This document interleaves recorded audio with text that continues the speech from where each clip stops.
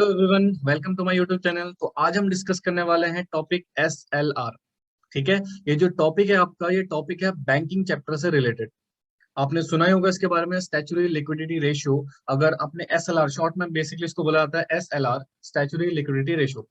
तो आज हम इसको डिस्कस करेंगे। देखिए बेसिकली अगर मैं एक छोटा सा इंट्रो दूं उसका, तो एसएलआर एक टूल होता है, राइट। मॉनेटरी पॉलिसी का एक टूल होता है जिसको basically reserve Bank of India use करता है मार्केट में इन्फ्लेशन और डिफ्लेशन को कंट्रोल करने के लिए। या फिर हम बोल सकते हैं कि मार्केट में मनी सप्लाई को इंट्रोड्यूस या मार्केट में मनी सप्लाई को रिड्यूस करने के लिए एसएलआर का बेसिकली यूज किया जाता है। बट वो तो बात की बात है, तो पहले तो हमें इसका मीनिंग समझना पड़ेगा कि एसएलआर होता क्या है।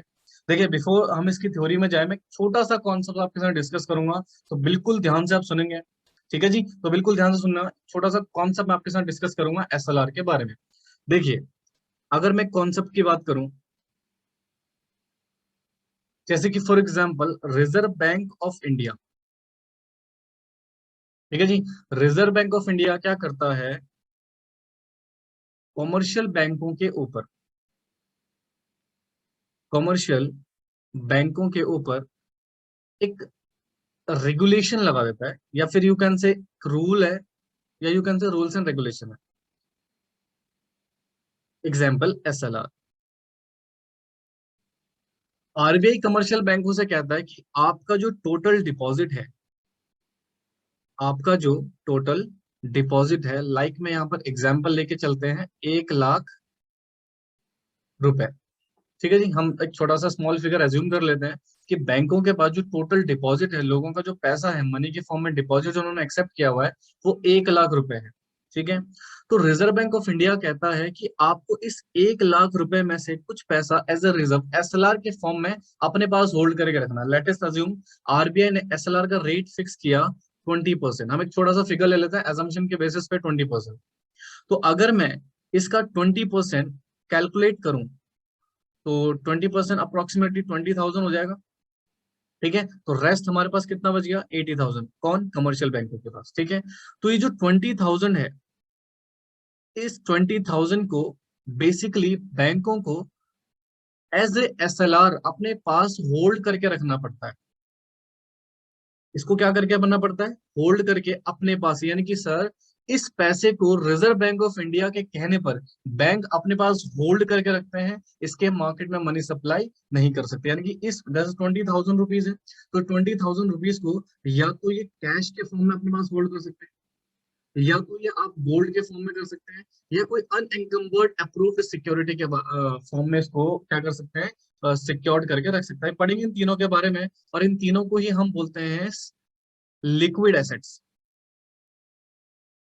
क्या बोलते हैं जी, लिक्विड एसेट्स। यानी कि जनरली बेसिक कॉन्सेप्ट्स की अगर मैं बात करूं, तो reserve Bank of India RBI बेटा कॉमर्शियल बैंकों से क्या कहता है कि अब अपनी टोटल डिपॉजिट का सम परसेंटेज, लाइक हमने इसमें एग्जांपल में कितना लिया, 20%, तो 20% आप क्या कीजिए, अपने पास ही होल्ड करके रखिए। यानी कि इस पैसे को आप किसी भी पर्सन को, किसी भी प्रोड्यूसर को एज अ लोन प्रोवाइड नहीं कर सकते। इसको आप होल्ड कर रखेंगे अपने पास, आपको आरबीआई को देने की जरूरत नहीं है, आप अपने ही पास इसको होल्ड करके रख सकते हैं लिक्विड एसेट्स के फॉर्म में।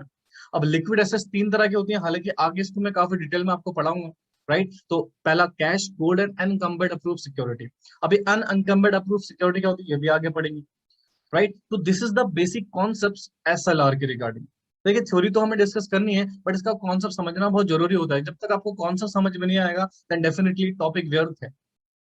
थ्योरी तो आप डेफिनेटली कहीं से भी देखकर इसको डिस्कस कर लेंगे। तो this is the basic concept जो कि हमारा एसएलआर का होता है। ऐसी बेटा सीआरआर भी होता है, तो वो भी हम एक नेक्स्ट वीडियो में उसको भी डिस्कस करेंगे कि सीआरआर क्या होता है। उसका छोटा सा डिफरेंस है, माइनर सा, बट ऑलमोस्ट वो एसएलआर की तरह होता है, बट एक छोटा सा माइनर सा उसमें डिफरेंस। ठीक है जी। तो जरा ध्यान सुनिएगा। तो this is the first situation, इसको आप पॉज करके नोट जरूर कर लीजिएगा इस कॉन्सेप्ट को, क्योंकि दिस इज वेरी इंपॉर्टेंट। ठीक है। अब इसके हम नेक्स्ट स्लाइड में चलते हैं, इसके बारे में थोड़ा और कुछ समझ लेते हैं कि व्हाट इज एसएलआर, हमारा एसएलआर होता क्या है। तो अगर मैं एसएलआर की डेफिनेशन की बात करूं, तो एसएलआर की डेफिनेशन हमसे क्या कहती है, देखिए कहता है it refers to liquid assets. क्या बोला, it refers to liquid assets that the commercial bank must hold with themselves. यानी कि इसने डायरेक्टली क्या बोल दिया कि सर हमारी जो एसएलआर है वो क्या है, लिक्विड एसेट्स है, जो कमर्शियल बैंकों को अपने पास होल्ड करके रखनी पड़ती है, और ये डेली बेसिस पे करना पड़ता है जी। कैसे? क्योंकि डिपॉजिट तो हमारे पास डेली बेसिस पे आ सकता है ना, तो इसलिए डेली बेसिस पे इसको होल्ड करके रखना पड़ सकता है हमारे पास, ठीक है, as a percentage of their total deposit. और परसेंटेज कौन डिसाइड करता है? हमारा रिजर्व बैंक ऑफ इंडिया। अपने टोटल डिपॉजिट का आप डेली बेसिस पे लिक्विड एसेट्स के फॉर्म में इसको अपने पास ही होल्ड करके रखेंगे। आप कौन? Commercial banks. देखिए अभी हमने रेट डिस्कस किया था 20%, वो हमने एज्यूम किया था। तो अगर मैं करंट रेट की बात करूं, that is 18%, which is fix by the reserve Bank of India. और ये रेट चेंज होता रहता है, क्योंकि हमें मार्केट में मनी सप्लाई को या तो बढ़ाना पड़ता है या तो घटाना पड़ता है। तो उस कंडीशंस, इकोनॉमिक कंडीशन के बेसिस पे आरबीआई क्या करता है? कभी इसको बढ़ाता है, कभी इसको घटा देता है, ठीक है जी। तो this is the basic meaning of SLR। अब एक क्वेश्चन रेज हो गया, जनरली SLR क्यों क्यों नीड है इसकी, क्या जरूरत है? तो डेफिनेटली कुछ तो जरूरत होगी, तभी तो SLR इंट्रोड्यूस किया गया है। यस, इसकी कुछ ना कुछ जरूरत तो है। जैसे कि मैंने स्टार्टिंग की वीडियो में कहा था कि आरबीआई इन्फ्लेशन और डिफ्लेशन को कंट्रोल करने के लिए क्या करता है? इस टूल का इस्तेमाल करता है। वैसे अगर आपको उसके बारे में और डिटेल में जानना हो कि कैसे मॉनेटरी पॉलिसी की हेल्प से reserve Bank of India, right, monetary policy की मदद से रिजर्व बैंक ऑफ इंडिया कैसे SLR को यूज करके क्या करता है? इन्फ्लेशन डिफ्लेशन को कंट्रोल करता है, उसकी वीडियोस ऑलरेडी यूट्यूब पे अवेलेबल है, आप जाके वहां पे सर्च करके देख सकते हैं, ठीक है जी। अब जरा देखिए इसके बारे में कुछ और जानते हैं, मोर अबाउट इट। तो यहाँ पर क्या लिखा हुआ देखिए, जरा मैं इसको उधर कर देता हूँ तो क्या आपको प्रॉपर तरीके से क्लियरली दिखे। देखिए क्या कहता है, जैसे कि हमारा CRR, वैसा ही SLR भी डिटरमाइन किया जाता है रिजर्व बैंक ऑफ इंडिया के द्वारा। एंड ये क्या है? लीगल रिक्वायरमेंट है जो कि फुलफिल करनी पड़ती है हमारे कमर्शियल बैंकों को, ठीक है जी। ये तो बेसिक सिनेरियो मैं आपको ऑलरेडी पहले डिस्कस करवा चुका था।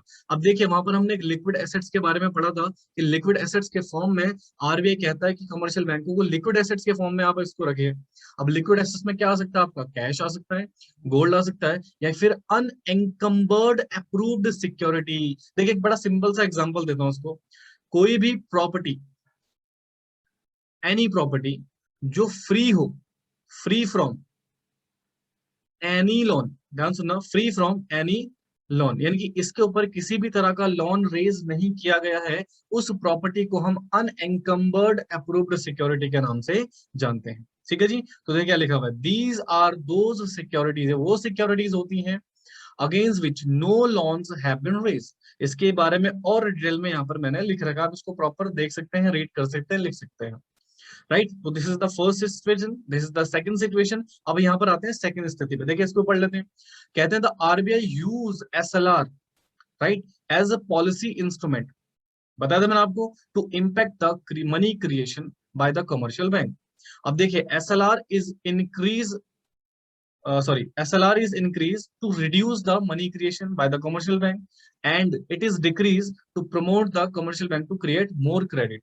यानी कि SLR को बढ़ाना मनी सप्लाई को रिड्यूस कर देता है, क्योंकि सीधी सी बात है ना, SLR बढ़ेगा तो इसका मतलब बैंकों को ज्यादा पैसा अपने पास होल्ड करके रखना पड़ेगा, बैंक मार्केट में उस पैसे को नहीं बेच सकता, तो इसका मतलब मनी सप्लाई क्या हो जाएगा? कम हो जाएगा, ठीक है जी। अगर SLR रिड्यूस हो जाता है, इसका मतलब अब बैंकों को पैसा अपने पास कम रखने की जरूरत है, यानी कि वो मार्केट में लोन ज्यादा दे सकते हैं, यानी कि मनी क्रिएशन ज्यादा हो सकता है।